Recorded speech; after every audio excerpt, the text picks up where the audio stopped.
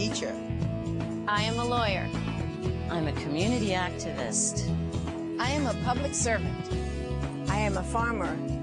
I'm a consultant. I'm a small business owner. We are Republicans. I'm a Republican because I believe our nation's strength Lies with the individual.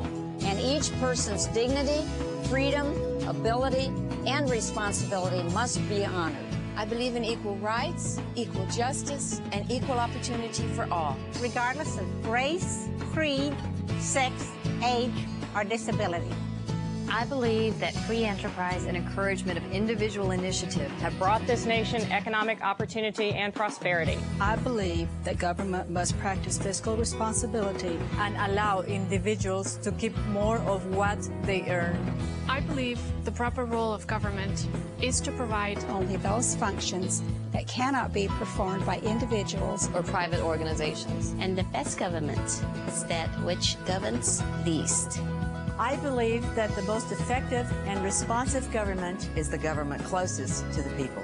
I believe that Americans must retain the principles that have made us strong while developing new and innovative ideas to meet the challenges of changing times. I believe America's value and should preserve our national strength and pride, while working to extend peace, freedom, and human rights throughout the world.